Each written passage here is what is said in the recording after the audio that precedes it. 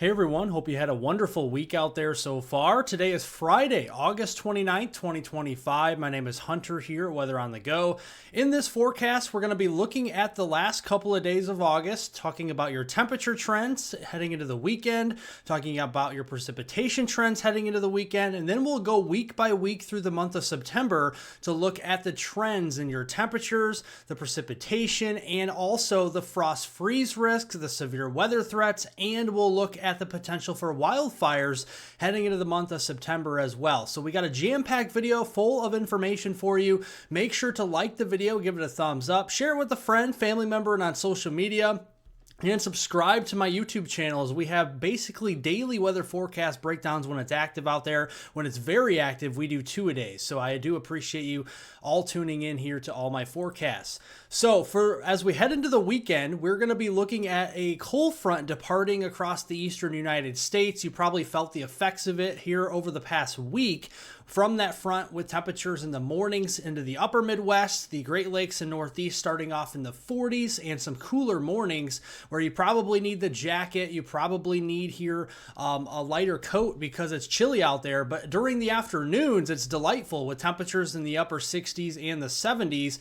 That's likely to continue as we head into this weekend for Saturday, August 30th and Sunday, August 31st. Coolest of the air will be over here into the eastern Ohio Valley, into the Northeast, where temperatures could be running a good 20 degrees below normal heading into the weekend. Warmer trends across the Pacific Northwest and the immediate West Coast, and then further north into southern Canada.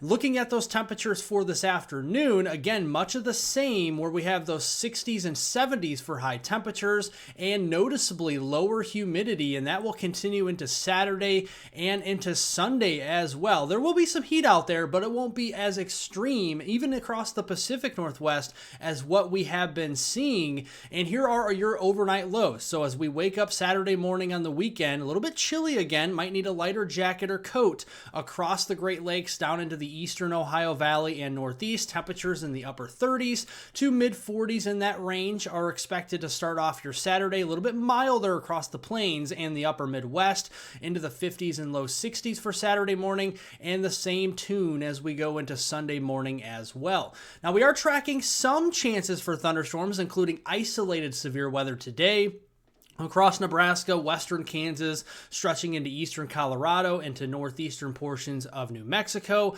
parts of the Oklahoma and Texas panhandle, but also down near Houston, right? We have areas near Houston to Lake Charles. Keeping an eye on that there into southeast Texas and into Louisiana for severe weather. It's an isolated threat today. General garden variety storms in the plains tomorrow, and the same thing on Sunday. So once we get past today, I think the severe weather threat should decrease once again heading into the weekend.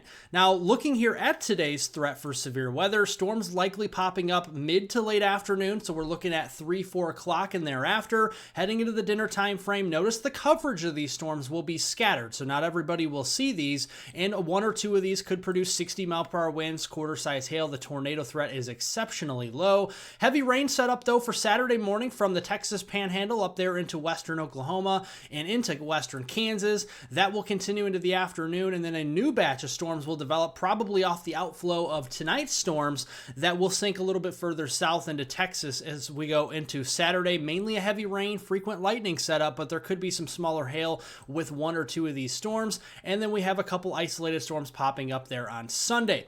Rainfall amount's going to be heaviest up into the Cornhusker state of Nebraska into Kansas, where we could be seeing a couple of inches, 2 to 3 inches of rain between now and 7 a.m. on Monday morning, September 1st. Couple inches of rain also possible down here into western Oklahoma, the eastern Texas panhandle, and into portions of central Texas as we go through that same time frame as well. Also watching along the Gulf Coast toward Florida, an inch or 2 there as well will be possible through Monday morning. Now let's talk about September here. That's probably what you all came for to watch this video, hence the title. And you can see we are looking at a big time cold front moving south from Canada again. And this cold front could be much stronger than the one we just had here in late August and more potent. And you can see that the below normal temperature anomalies are favoring areas mainly along and east of the Rockies. So everywhere east of the Rockies likely feeling the effects of this strong front as it sags southward to the Gulf Coast and to the Atlantic coast as well. Warmer though still for the Pacific Northwest during that first full week of September. This is September 1st through the 7th. Now we look at the same thing but with precipitation a little bit active across the east and down toward the south. It's going to be sporadic. Not everybody will see these threats for rainfall or thunderstorms, but the ones that do could see some heavier rainfall at times. Drier trends are southwestern and southern Canada and the Pacific Northwest down here into the Midwest. That's where we start to see the drier weather continue into the first week of September. Now we go into the second week of September, the 7th through the 14th, and we start to see higher pressure building over the top and a little bit of lower pressure down here toward the south central states, and that lower pressure will give you more cloud cover and precipitation. Therefore, you're going to see some cooler temperatures, and when you have higher pressure, you see more sunshine and sinking air, and that gives you a lot more warmth. So we'll start to see more moderating temperatures across the Midwest, maybe warming up closer to 80 degrees for a few days as we go into the second week of September up there for places like Des Moines, Milwaukee, and Chicago. And then we look at precipitation. Again, it will be primarily active across the south central U.S. Another front, maybe a weaker one, by the middle of September could bring some rain chances to areas like Wisconsin, Iowa, Minnesota, and Nebraska, but drier trends for the Northeast and a little bit drier over there into the Pacific Northwest as well for that 7th through the 14th of September. Now, the third week in September, the 14th through the 21st or 22nd, you can see the effects of that cold front will continue into the eastern 2/3. You got higher pressure building stronger over the top there in southern Canada, and you're going to see that in the temperature department, right? We're going to see well above normal temperatures, stronger high pressure, a lot more warming up here into southern Canada and out west, and still feeling the effects of those stronger cold fronts into the second half of September across the central and eastern 2/3 of the United States, and that will give us some precipitation and perhaps well above normal for the eastern United States. This could also be driven by tropical weather threats that we see in the Gulf near the Yucatan or even in the Western Caribbean recurving up toward the United States. This would also be a time to watch for potential landfalling tropical systems along the Gulf Coast and up the east coast of the United States into that third week of September, the 14th through the 22nd. Drier trends could result there in the Central Plains, but it all has to do with the tropics, so we'll keep an eye on that.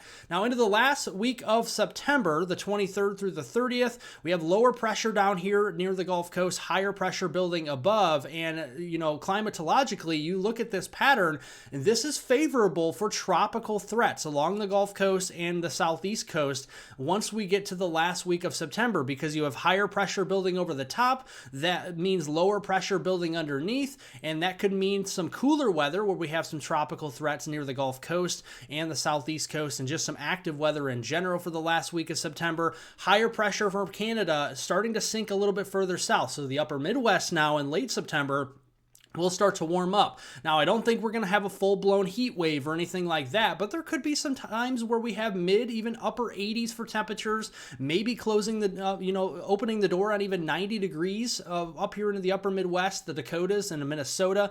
That's definitely in the cards as we go into late September, and we look at precipitation, and obviously the signal is very strong for a tropical system somewhere in the Gulf, along the southeast coast there, and into the western Atlantic. Again, the tropical weather threats the second half of September will be climbing. The first half, the tropics should be pretty inactive. The second half, the tropics should be very active once we close out the month, and that could dry us out in the central U.S. again for late September. I want to talk to you about the frost and freeze risk. I know this is for, in general, September, October, and November for fall of 2025, but I do think the frost freeze risk is going to be much earlier in the blue there across the north central states. We've already seen the potential of patchy frost with our past cold front. The one next week could be even stronger, more potent, so this could bring a more scattered variety of frost, maybe even a hard freeze or two to areas of the upper Midwest into the Great Lakes region and the western Ohio Valley. That's something we're keeping an eye on as we go into next week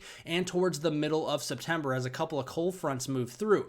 Now, the severe weather threat for, in general, September, October, and November for fall, going to be much above, in fact, well above average across portions of the Mississippi Valley. And then we have those tropical threats that we're talking about near the Gulf Coast in the southeast. So Florida, southeastern Alabama, Georgia, the Carolinas, including the low country of South Carolina, a well above average threat for tornadoes and for severe weather in general. If we have a landfalling system down there, that would increase the severe weather threat in general. Now, finally, looking at the wildfire risk, again, this is for September through November, but I do think as we go deeper into the month of September, especially the second half, if those tropical weather threats come to fruition, that would bring a higher risk for drying across the upper Midwest, and that would bring with it a wildfire risk as well, with a moderate threat up there. So the Twin Cities, Green Bay, La Crosse, Des Moines, into areas, say, of Pierre, into areas of Bismarck and Fargo, Marquette, into Traverse City. You guys will all have that threat as we go deeper into September.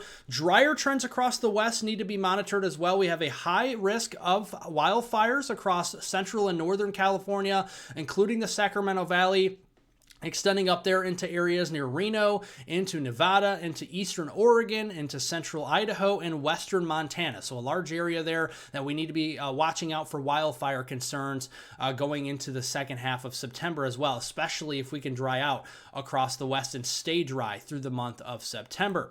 Well, that is my September forecast for you. I hope you enjoyed it. And if you did find it informative, life-saving, and detailed for you, make sure to like the video, give it a thumbs up, share with a friend, family member, and on social media. Subscribe to my YouTube channel, folks. My winter forecast for 2025 and 2026 will be posted on Sunday, August 31st of 2025, which is this Sunday. So if you're looking forward to a winter forecast outlook, lots of detail with the winter, come back on Sunday, watch that video. Otherwise, thank you all for watching. Thanks for supporting the channel. I definitely do appreciate it. And leave any comments, questions, and concerns down below. Jot them down in the comment section down below this video if you have any. And I hope everyone has a wonderful rest of their Friday out there.